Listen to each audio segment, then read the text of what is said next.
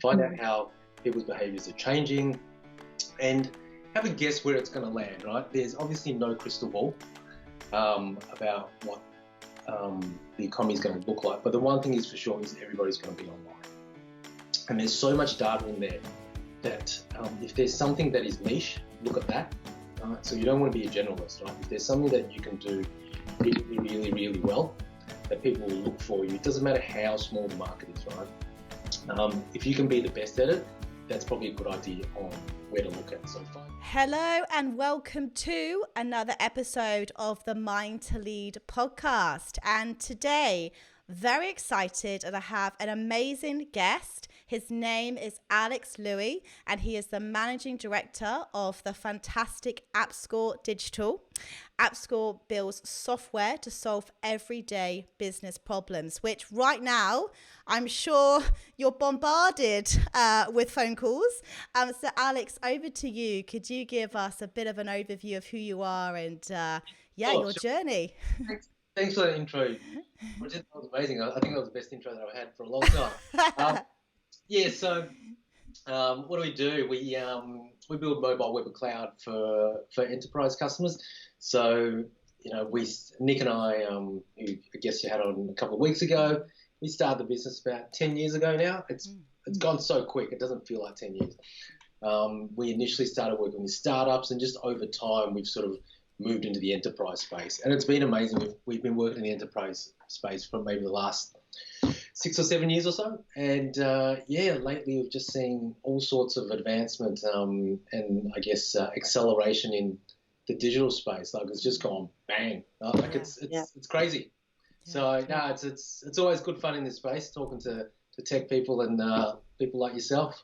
Yeah. Well, this is why I wanted to get you on, just because I think that right now everyone is starting to think about, how can I improve my digital presence? How can I get my business online? What should I be thinking about during this time? And you said there that you started working with startups, and I also saw that you come from quite a corporate background yourself. So you've seen and probably experienced it all. So in terms of, I guess, digging into that now, I mean, the world has changed dramatically in the last 6 months, and you said that you are getting busier and you've kind of gone boom. So let's just talk to that right there. Like, what sort of trends are you sort of seeing in the market? And since sort of COVID hit, how has your business, I guess, changed, pivoted, or what lessons have you been learning during this time?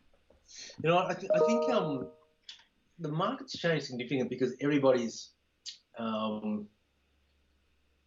I guess for a lot of companies previously, they thought about digital and they had started a digital journey. These are some very large companies, but we felt sort of in the last 6 months it's really accelerated.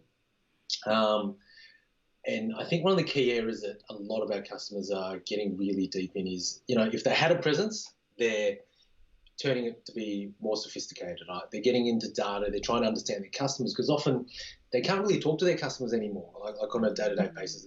The customer interaction is, through a website. Mm-hmm. So a lot of our customers has become more sophisticated in tracking their customer behaviours, using big data, and a lot of them have accelerated their cloud journey. So getting more stuff into the cloud, cutting costs. There's a really big raft of work that is being done by our customers, but most of it, I think the biggest and most exciting place is understanding their customers better. Just because they interact differently, their customers behave differently, and their customers are forced to behave differently. And companies are learning what the best way is to get in contact with them, communicate with them, make their purchases easier, and probably make themselves relevant as well in the current sort of environment. Absolutely. And it's really fascinating because you started the business 10 years ago, which was that's so innovative at that time, because at that time I can't imagine there was too many people like thinking the way that they're thinking now. So take me back to that sort of, how did the idea initially come up about AppScore, and how did that sort of come to light? Yeah, it there was a bit of thought, but not a massive amount. So Nick and I were housemates. Yeah. I think we were sitting at a pub one day, and we were like, what, we've got to do something together. So Nick's always been very entrepreneurial. He started his second or third company out of the I guess the apartment that we were sharing, and then I was working for ANZ at the time, and it was like, Lex, let's just do something together, and I was like, yeah, okay, why not? Sounded pretty easy, so we started. We brainstormed a whole ton of ideas. Some of them really stupid stuff, right? Like we looked at, physical marketing. We looked at a whole ton of stuff that I can't even remember. And then we stumbled upon, I think the iPhone 1 or 2 had just launched, and people were like, well, why don't we do something in that space? Everybody's got one. I actually didn't have an iPhone at the time. I still used maybe a flip phone or something like that. Yeah. And we're like, yeah, let's just go do it and try it. And because Nick was already in the digital space, and we're like, you know what we could really do is build a company that is focused on delivering all their work locally, high quality, hyper local sort of service, hiring the best people to move into this really high tech space at the time. That's how it first started. And then if you talk about mobile now, it's just mobile's like a website, right? So it's so common that it's not how people interact anymore. And that's the one thing that we've noticed over the last couple of years. Trends. It's not about whether you're on web or mobile. It's the different ways that a company talks to a customer. It could be web, mobile, IVR, phone. I think companies need to look at how they can be where the customer wants them to be, rather than necessarily forcing a customer down a particular journey. And that's what we're finding. That's why it's so important that our clients have touch points in so many different locations.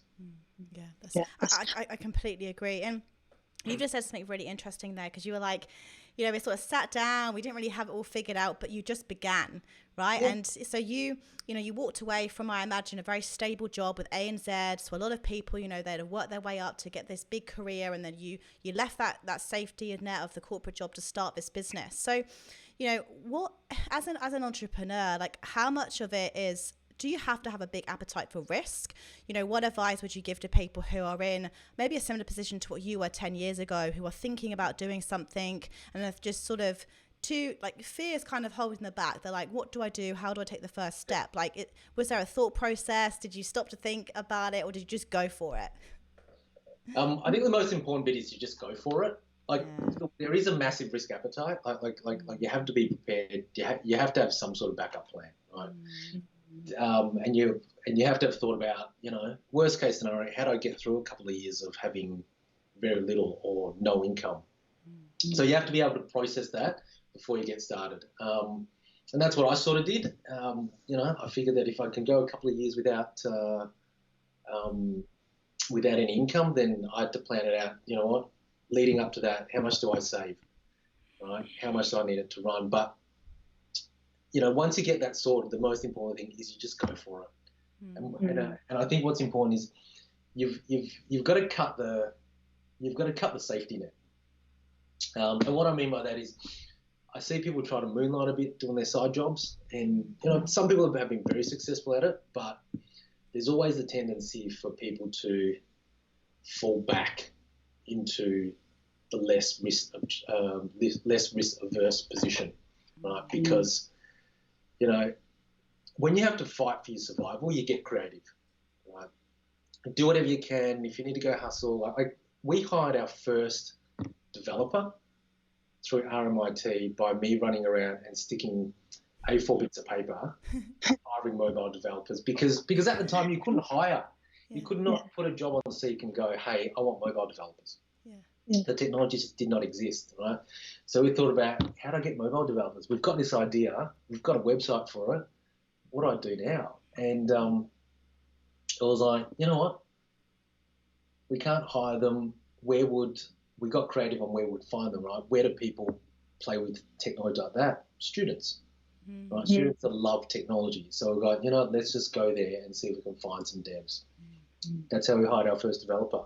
It wasn't through Seek, and that's what I mean. You got to get creative, right?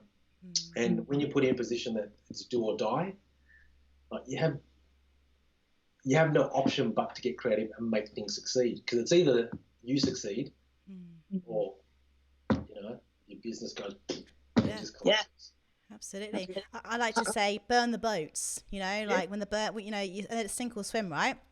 But I'm getting a lot of people, I think, that one thing that this pandemic has enabled us all to do is take a giant pause and actually take a breath and get really clear on, what do I want? You know, is my job fulfilling me? Do I want to start my own business? Like, what actually does Georgie, Alex, whoever's listening to this, what do I want? And I think a lot of people are coming to the similar conclusions that perhaps they're not in a job right now that's fulfilling them. They've maybe thought about starting a business, but then there's this again, going back to the whole fear mentality. It is now the right time. So I'd love to get your thoughts on that, because you know, you're very much in the market. You're speaking to a lot of businesses day to day.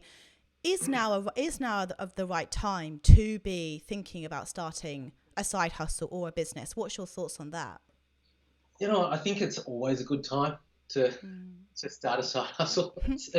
You know, but it comes down to how serious you are about it. You know, now is actually a good time, because you know there's lots of opportunity, as I think you rightly pointed out. Right, the world is on pause. Right, every industry is being disrupted. Right, there are businesses that have just gone through the roof. Right? A lot of subscription, a lot of learning stuff. I mean, like podcasts. People have so much time on their hands, right? That sitting down and listen to. I spend more time listening to TED Talks and podcasts than I do on Facebook. Yeah. It's just more educational, right? Than sort of scrolling through Instagram. And I think that now is good a time because people have they've got spare time to think through it, to plan. Whereas on a day-to-day basis, if you're a full-time job, right, I'm assuming that most people work pretty hard, that you haven't got that time, right? So I think it's right now it's also because everybody's behaviour is disrupted, right? People are jumping online more and more, and online businesses are easy to start, right? Whatever you're doing, you're selling shoes, you're selling clothes, you know, you source them, you sell on a website. Like to build a Shopify website take you a couple of days, a couple of grand. You did that 5-10 years ago, it might cost you 10, 20, 30 grand. So now is as good as time as any, and people have accelerated how much and what they're willing to buy online. I bought a ton of stuff online that I don't need because I'm yeah, literally. So it's I think now is a good time, but I think it's always a good time. If you're passionate about it and you really think you can make it work and you believe in yourself, it's probably the most important thing, that you believe in yourself. Then I think you can make anything work. Yeah. 100%. I heard a stat the other day that starting a business is 80% mindset, right? And I completely agree with that, because there are days when things just seem to be flowing for me, right? And I just feel good, I feel positive, I feel energized. And there's days that it just seems to be one thing after another. I'm like, oh my goodness, like I think I should step away from my laptop before my computer goes up in flames, you know? So I think mindset is so key. But I'd love to touch upon how do you personally, how have you developed your mindset? What have you done over the years? And how are you constantly developing it? Because it's not something that you just sort of, you know, you go on a course or go to a seminar and then you've got this great mindset. So do you have any daily rituals or routines that really get you in the zone and help you stay resilient, stay positive, even during these uncertain, crazy times? You know, I don't think it's. I don't necessarily think it's developed over daily routines. Meditation helps, but I think you've heard that a million times already. I'm a big believer in it, but I find it really hard to do. I don't know why. I just find it really hard to sit there and do nothing. But I think one of the key things is, if you're starting your own business, I think it's a great help to have a co-founder, someone that you can bounce ideas off, right? So I've been lucky enough to have Nick as my co-founder, right? And today we're great mates, and we're great business partners, and it's someone that you can call up that understands your position. I have a lot of other mates that are in business as well. I can call them up and go, dude, this just happened today. How the F do I, you know, get myself out of this, right? And sometimes you feel that, you know, if I'm talking to somebody who's been working corporate, they might not understand because they've got a cushy job, or they've got a job without risk. But when you speak to people that are in your position, right, I think they empathise more and they understand more, right? So being open to talking to people and not having an ego helps massively. Because if you've got an ego, right, if you're just listening to, if you're not willing to take on feedback, if you're not willing to, learn from someone else that's better than you, or you're not willing to, listen to other people, then you don't have opportunity to grow. So I haven't always been an entrepreneur. I've always had a corporate job, and it wasn't until that I met Nick that sort of piece came out of me. And then through there, it's the people that I associate with. What is it? You're the average of the five people you're around, or the 8 people you're around, whatever it may be. And so a lot of my friends these days, and not necessarily, and I don't do it deliberately, but you just sort of gravitate to people that you can learn off, gravitate to people towards, that you can have. There's a common theme, right? So I can talk about running a business with some of my business mates, right? And at the same time, I think being open like that really helps your mindset. Is that you're not in it alone, because sometimes being a founder or starting a business can be a really lonely journey, and if you don't reach out to other people, or you're closed to reaching out to other people, it can really be painful. Yeah.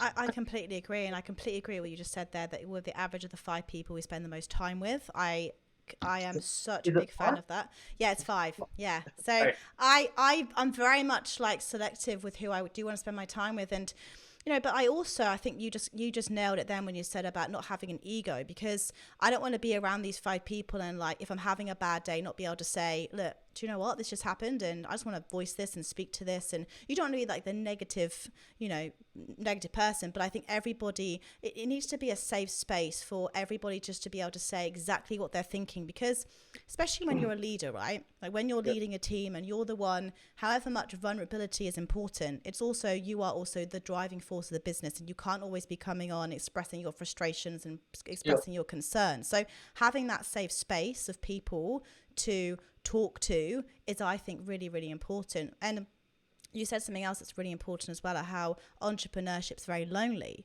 And I think that the thing is a lot of people see entrepreneurship as this really sexy thing. Oh, you get to run your own business. So actually it's 7 days a week. It's long hours. And I'd love to talk to you a little bit about the whole mental health piece as well as an entrepreneur. And how do you balance, do you believe in work-life balance? Do you have any time off? Like what do you do to sort of restore yourself?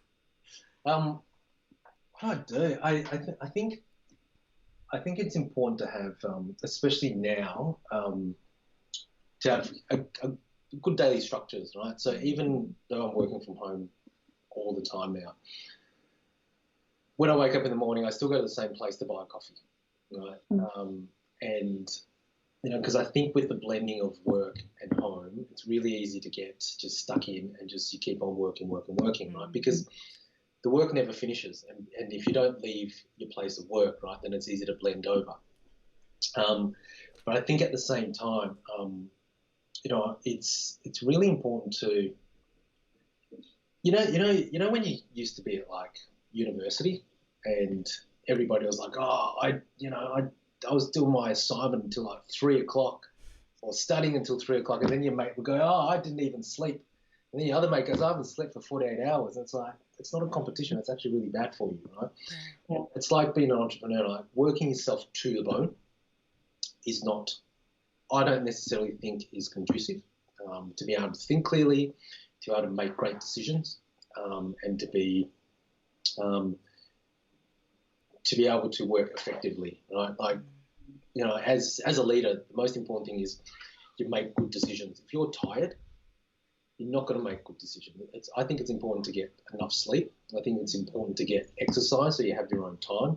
And I think it's important to take breaks, right? And I know some people that can just work super long hours, like very, very long hours. But I don't think that's for most people. I think some people are designed that way. Some people get off 4 hours sleep. I can't. I think it's important to recharge, to take a break, get a different perspective. So I do a lot of thinking when I'm just walking around. I can't do thinking if I'm sitting at my desk being pinged by WhatsApp, being pinged by Teams, Zoom, being called meetings, doing phone calls. So I think that time away from your desk is absolutely critical. Yeah, I 100%. And I tried it once. I tried to do the whole working 7 days a week, working long hours, and I completely and utterly burnt out. And at the end of the day, if then you get sick, well, then you're having to take a week or 2 weeks off your business, and then you're kind of, 5 steps forwards and more steps back, So I think that's really, really powerful advice, because we do sort of live in a bit of a society, and like you just said then, it's becoming a little bit of a competition, and it's very easy to sort of jump on to social media, LinkedIn, and see everyone, oh, so-and-so just started a business, they're working this amount, and she's doing that, he's doing that. But actually, you've got to work out what's right for you and have the self-awareness. And like you just said then, you know that you come up with your best ideas when you're away from your desk thinking. And actually, a lot of people do. I sometimes find like just changing up my environment, like going for a walk in nature, going onto my balcony, going to do a little meditation. I'll come up with the best ideas, because you're tapping into your intuition. If you're constantly in that, just like, at your laptop, typing all day, ping into being sort of responsive, you're not going to be constantly in that creative flow. So I think that's really, really powerful advice. Now, touching on to sort of the whole leadership piece now, because how many is AppScore? How many people have you got under your care at the moment? We've got about 80 under my care at the moment. 80. Wow. Okay. So talk to me about that. Like, because there's a lot of I work with a lot of hiring managers and people, who've got big teams like you. What have you been doing? How have you handled this? How have you gone about, keeping your team morale high and I guess making sure that, we've kind of touched on your well-being, but also making sure that Alex gets his time as well. So let's talk about team morale first. How have you gone about doing that? That's a really good question, actually. And I think it's one thing that's been spoken about a lot. It's always a good reminder that in the current environment, it's actually really difficult. When we were in the office, I'd go in the office and I'd see everybody, right? Whether I necessarily interact a lot with them, you still spoke to them, if it was passing whilst I was heating up my dinner, my lunch. Yeah. You still spoke to your team, right? It could be, how's your weekend? It could be a 3-minute conversation, right? But it was all, that interaction was there, and you can really connect with people. On Zoom, it's bloody hard. It's really, really hard. We've run some events which we think help, and people are very positive about it. That we've run some trivia things. We've run what else do we run? We run retros with the team to get feedback on how everybody's going. But the challenge is that if you put, let's call it a small number, even 25 on a single Zoom meeting, you're going to have your people that are loud, you're going to have your people that are quiet, and not everybody's going to get a say, right? And so you're not going to be able to be there for every single person, because you lose that one-on-one, right? And the flip side, right, is that if you make too many one-on-one calls, right, you don't have any time for yourself. So, if you had, if I'd probably try to contact at least 4, maybe 5 people a week on a non-work basis, just to check in with how they do. Mm-hmm. And that is, you spend half an hour with them, and you just talk to them about how they're doing, how their mental health is, how their kids, how their family, completely unwork related. But I found that has a lot more cut through than trying to do a big team event. We've run a few, and whilst they're good and people get excited, I think that it doesn't have the impact that it's used to. So yeah, that's from a team morale perspective. It's it's making sure that you have one-on-one time with people. Taking that one-on-one time that you previously wouldn't do when you're at work, because you got those micro moments that you spend with your staff, is more critical now than ever. Alex, you just talked about how one-on-one is really important, and I think I can second that, because same thing with our team. We did a few group events, but you're right. Some people on those calls weren't happy to open up about actually generally what was going on. So I do think that's really, really powerful advice about how reaching out and speaking to people one-on-one, and not doing the whole team at once, because like you just said, then you'll burn out trying to make those calls and you'll get nothing else done. So just taking it a small group each week, touching base, I think that's really, really powerful. So looping a sort of background then to how should companies be thinking right now? So I guess, well, let's just say, speaking to your sort of, someone's listening to this right now and they're thinking about innovating, pivoting, what advice would you give to somebody who just sort of wants to think to the future now? What would you sort of say, what's the biggest thing they should be focusing on? I think a first step is look at find customer data, right? So there's a lot of research being done out there how people's behaviours have changed since COVID. Their shopping habits, I think Google have some good reports on what people are searching for most, and it's actually quite interesting about the things that are people searching for most. Home supplies like hand sanitizer, stuff like that. So that is just the first piece that where you can find data, right? So Google has a lot of it, right? Mm-hmm. Find out how people's behaviours are changing, and have a guess where it's going to land, right? There's obviously no crystal ball about what the economy is going to look like, but the one thing is for sure is everybody's going to be online, and there's so much data in there that if there's something that is niche, look at that. Right? So you don't want to be a generalist, right? If there's something that you can do really, really, really well, that people will look for you. It doesn't matter how small the market is, right? If you can be the best at it, that's probably a good idea on where to look at. So find data, get into something that you think you're going to be really good at. Right? It could be basket weaving. I don't know, right? It could be puzzle. Like we would have thought puzzles, right, would go through the roof, right? And then work out how you're going to get it online. That's really powerful advice. Yeah, it's the most important thing is that you don't just look at where we are now, you look at where we're going to be, right? How behaviours have changed and how it's going to continue to change, and how it's, our office right now is just a really expensive place to store computers. We would have thought that 6 months ago. Right, and so the entire economy has been disrupted. So the most important thing is where it's going to be as opposed to where it is now. And I think a lot of people are still quite focused on where we are because it's still pretty tough, especially here in Victoria.